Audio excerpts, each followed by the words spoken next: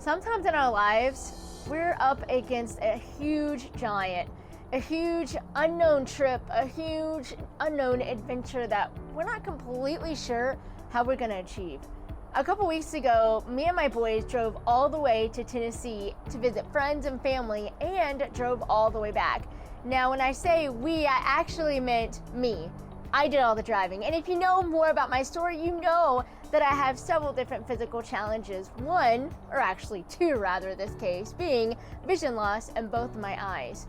You see, I have a condition that's called coloboma. If you Google it, you'll know that coloboma is basically a condition that happens inside the womb when the eyes are not formed properly. So yeah, let's just get this straight. Me, with coloboma, decides to drive all the way to Tennessee, which is about an 11-hour trip. Plus, we went to a different part of Tennessee after that, Sevierville, and then we decided to drive all the way back home. And yeah, we made it. Want to know more about the story? Come on, let's take a look.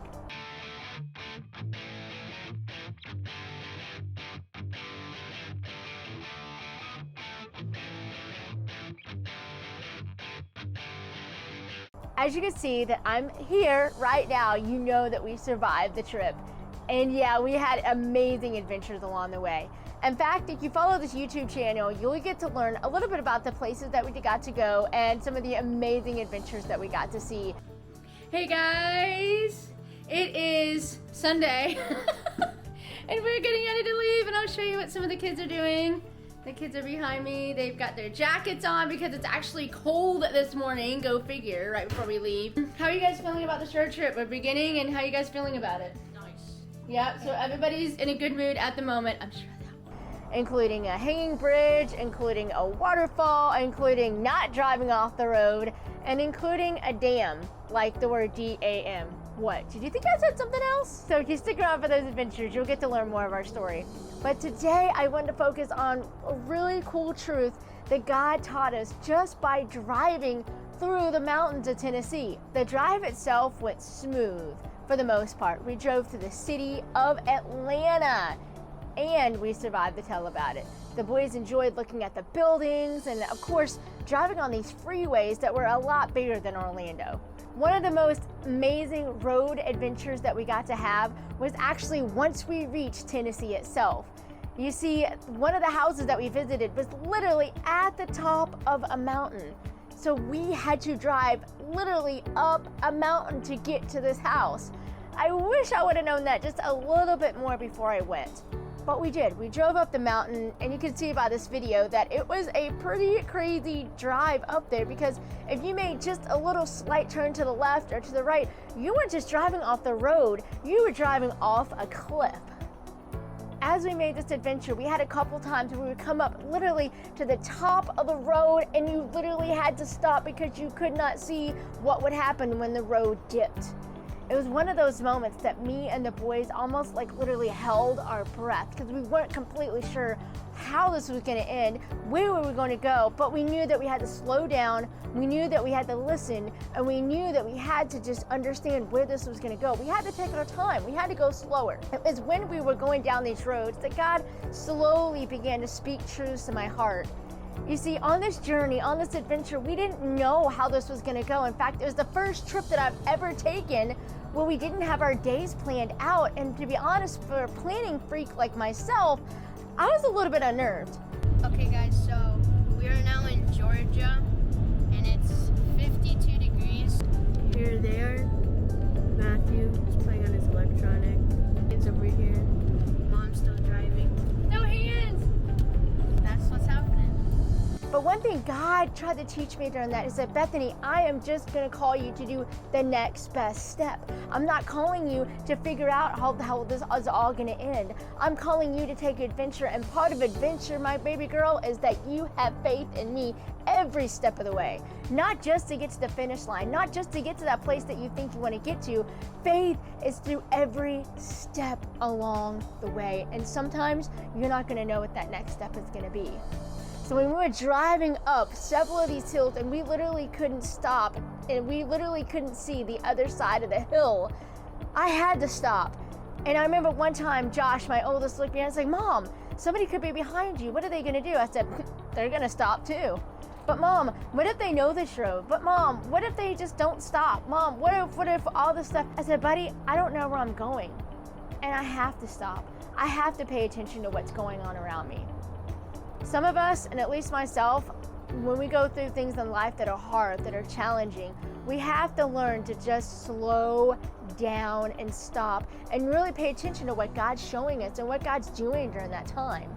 So when we were in the car and we were driving and we had to get to that mountain and we had to stop and we really had to pay attention to what was going on, I was afraid. I acknowledged that there was fear in my system. I acknowledged that I probably shouldn't be doing all of this driving by myself, but I acknowledged that I wasn't alone. Because in my car, I had 3 amazing boys that were looking to my left, right, forward, and behind me, and we were covered in all directions. In fact, it was those turns and those hills and those roller coaster moments that really my kids walked away with remembering the most. It's those mountain drives, it's those uncertain moments, it's how God comes and is a part of those moments that we remember, and those are the moments that build our faith the most. So maybe as you're sitting here, maybe a question that you want to ask yourself is, God, am I going up against a mountain right now? Are you calling me to go somewhere or do something in my life? God, what is that one thing that you're calling me to do that I'm honestly afraid to step out in faith and do? God, what will it cost me if I don't decide to listen to you and go right now? God, what will the cost be if I do decide to go? God, what am I really afraid of? Can you speak to that right now? God, can you give me peace to trust you even if I can't see over the next hill? God, can I trust you with these next steps? It's hard. It's an adventure. It's something that really makes the journey worth it, isn't it? If we knew exactly what was going to happen, would we ever go? In fact, I'm thinking of the story of Moses right now. As we know in the Bible, what happened is God spoke to him during the burning bush, but we also know that it was a challenge because God didn't outline exactly the steps that Moses would have to take. He gave him amazing promises that he was going to make him to a great nation, but he didn't exactly answer the how. In fact, during the journey, and as we remember in the Bible, during each part of the journey, God spoke what? The next step. Just the next step. I think that's what he calls us to do too, whether it's driving through hills in Tennessee or whether it's trying to figure out how to raise my kids. Maybe it's how to do coaching and life coaching with clients. Whatever it is in my life, God is simply calling me just to take that next step and knowing that I'm not alone and knowing that he has promised me his presence, his power, and also his love. What step is God calling you to take? I'd love to know more in the comments below. Remember, dare to do more than just survive, step out and thrive. Oh, look at the buildings.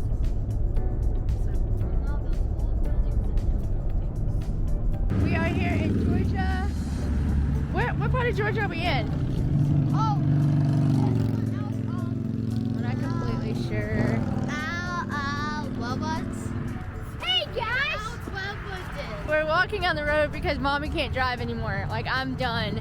And we saw Wendy's up here somewhere, and that is where we're gonna eat dinner. But we made amazing time, and we found out Atlanta takes forever to get through. Yeah, and what do you think of our trip so far? Good. Good. And what's been your favorite part so far? When we left Florida. We left Florida. Are we sure? Yes, probably.